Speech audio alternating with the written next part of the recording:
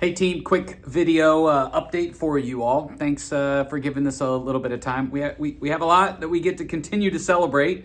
The total for all of the shoeboxes came in. We collected over 627 shoeboxes and over $17,000 to add to shoeboxes or donate to families, to give to the schools. All of that stuff is going to bless families throughout our community this holiday season. And so that's a yay God, and thank you Cedar Creek for participating. So each of you individual campuses will be given numbers to celebrate that at your local context as well. But that's like, yes. We had about 1,700 people fill out the survey this past weekend. And if you want to take a guess at what the top movie was, go ahead, and I'll hopefully remember to tell you at the end.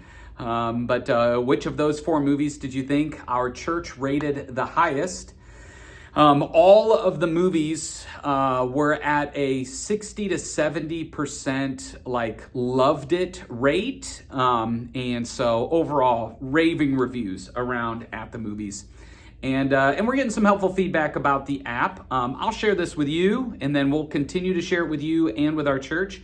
One of the comments that we got, probably more than a handful, probably 15, 20 times, was people missed the message notes function. And I'm not sure if they missed having access to the notes or actually taking notes, or a combination of both. But the truth is, there are message notes available every week in the app. And they are available at the start of the weekend service. And if you go to the Watch tab, they are there. And you, at the bottom of the page, can export them or send them to your email, or so that they're printable and they're reviewable, all of that. And then I put additional links in there as well to some of the other places that I go or I used in preparing for my message. And so if people ask about that, we have that. They just might not be aware of how to find it because it used to be on the main page of the old app. So that's just a helpful update. We had new serving team members. I'm reading 43 new serving team members this past week, and that's a big number. We had 15 recurring givers this past month.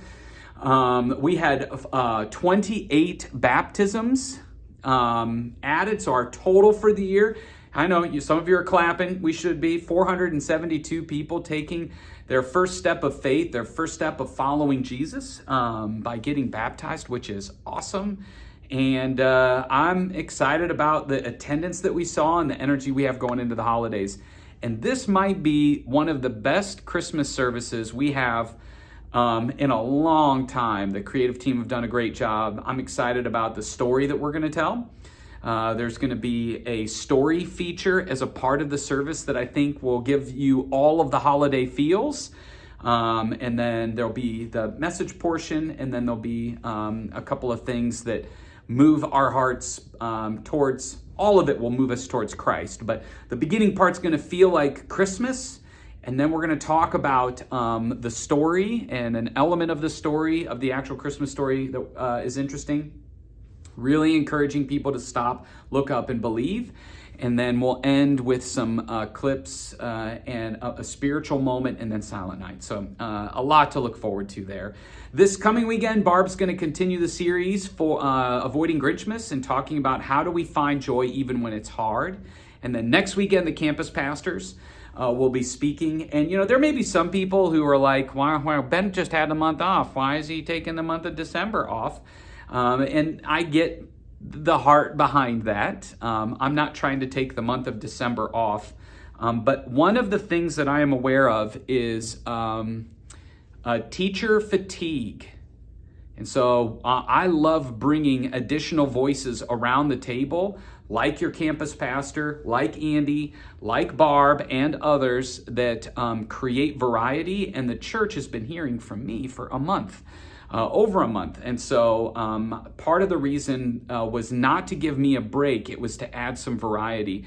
And then I'll be pretty consistent through the month of January and February, and then into March, into Easter again. And so that's just some of the why behind the what, so that there isn't like some misconception out there, like I needed a break or, you know, any of that stuff. I am excited to be speaking and excited for Christmas. And yes, we're working on all of that stuff.